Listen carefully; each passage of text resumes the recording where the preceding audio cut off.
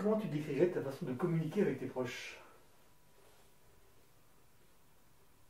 C'est pas à moi de le décrire. C'est aux autres de me dire comment je communique. Certains me disent que je suis envahissant, d'autres me disent que je suis une grande gueule, d'autres me disent qu'ils aiment bien discuter avec moi. En vieillissant, j'ai appris à écouter quand même. J'ai appris à analyser, à réfléchir et à pas donner tout de suite mon avis. Mais comme je suis un émotif, dès qu'on se touche à un sujet brûlant, je ne peux pas m'empêcher de défendre mon bout du rat. Ça, je crois que... Voilà, ce qui me gêne souvent, c'est quand je suis en face de quelqu'un qui dit rien et ça m'énerve. Parce que je me dis, je ne sais pas ce qu'il pense celui-là, qu'est-ce qu'il me cache? Alors que c'est peut-être souvent de la timidité ou de... J'ai connu des gens que je trouvais pas aimables. En fait, ils n'étaient pas aimables parce qu'ils avaient peur. C'est tout. Et ils avaient peur de moi. Parce que moi, je leur disais, oh. Moi, je dirais que par rapport aux gens, je suis spontané. Marie-France te dira qu'on peut aller n'importe où, je me mets toujours à parler avec quelqu'un. La dernière fête de la musique de Metz, on n'a pas voulu remonter à la maison, on a pris une table sur un des restaurants qui est sur le bord du port, là, je ne sais plus comment il s'appelle celui-là. Et la table d'à côté, au bout d'un quart d'heure, on discutait avec eux. J'étais comme ça, j'ai entendu un truc, j'ai dit au monsieur, non, non, vous inquiétez pas, c'est comme ça va se passer. Ah bon, et alors, non, non. Alors du coup, il me racontait des histoires, je lui racontais des histoires, on s'est raconté des blagues. Bon, on a fini ensemble, quoi. Mais je suis spontané, c'est-à-dire que spontanément, d'abord, je vais vers les gens. Et puis après, si je sens que ça accroche pas, bah, je vais ma vieille. Mais seul, je suis très heureux. Mais si je suis en compagnie, je ne peux pas rester dans mon coin. Et je parle plus facilement à 200 personnes qu'à 10. Pourquoi?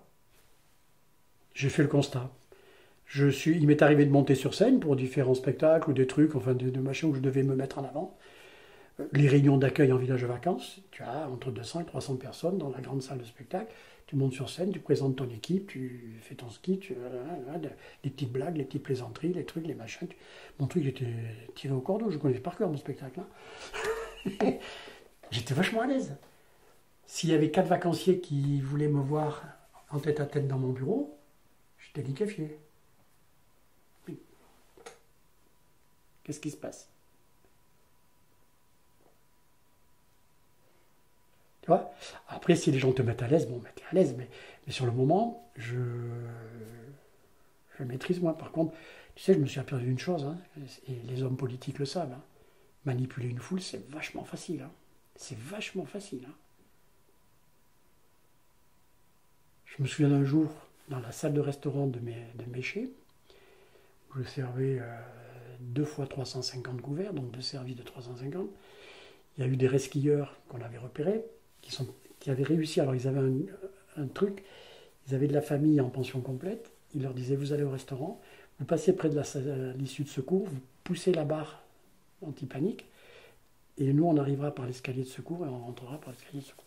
Un jour, il y a un serveur qui vient voir, il dit, monsieur, ce que je fais, j'ai l'impression que... Oups, j'y vais. Vous avez vos tickets restaurant? Mais non, mais... J'ai dit, oui, c'est pas la première fois. Le ton commençait à monter. Et il commençait à me traiter de tous les noms. C'est pas un problème, je vous demande de sortir. Non, on ne sortira pas. Je m'en vais.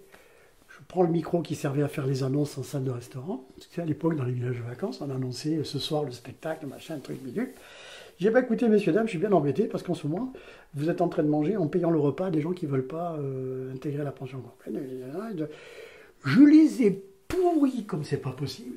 Je me suis fait applaudir comme c'est pas possible. Les gens, ils sont partis en courant. Je les ai jamais revus. Et c'est là que je me suis rendu compte de la puissance qu'on pouvait avoir, la puissance que peut avoir un homme sur une foule. C'est très dangereux. Et on le voit tous les jours, hein, dans les meetings, dans les machins. Je crois que c'est Brassens qui a écrit « Il n'y a pas de foule intelligente ». Il n'y a pas de foule intelligente. Tu prends les gens séparément, c'est tous des braves types. Hein. La foule, c'est... Et je crois que c'est Talleyrand qui avait dit à Louis XVI, attention, la foule est aux portes du palais. Et il lui avait dit, mais je n'ai pas peur de la foule. Il dit, non, vous n'avez pas peur du peuple. Le peuple, c'est la foule est déchaînée. Et une foule, voilà, le peuple, vous pouvez le diriger. La foule, non. Talleyrand disait déjà, la foule, attention. C'est terrible, la foule. Et ça fait partie des choses que j'ai appris dans mon métier. Et c'est vrai que, voilà, tu apprends. Tu apprends que ton meilleur copain qui vient dîner chez toi, très bien, tu le mets dans une foule de fadas, de machin, il se sent décuplé et il fera n'importe quelle connerie. Et si je te mets toi dans la foule? Eh bien, tu me trouveras au fond, en observateur. Je ne suis pas agoraphobe, mais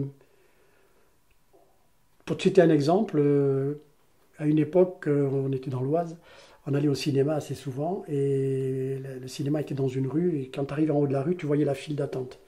Bon, à la vue de la file d'attente, je disais tout de suite, on y va, on rentre. Parce que si c'est pour aller faire la queue dans la foule, si c'est pour aller, j'y vais pas. Les foules trop importantes, trop... Tu vois, là, le festival de Taux sur les tonneliers, j'arrive à le vivre, parce que c'est aéré, on circule, on est bon.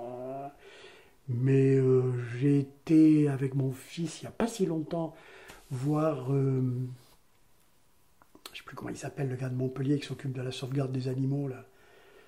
Rémi Gaillard. Rémi Gaillard. Au Zénith de Montpellier, j'étais très très mal. J'étais très mal à l'aise.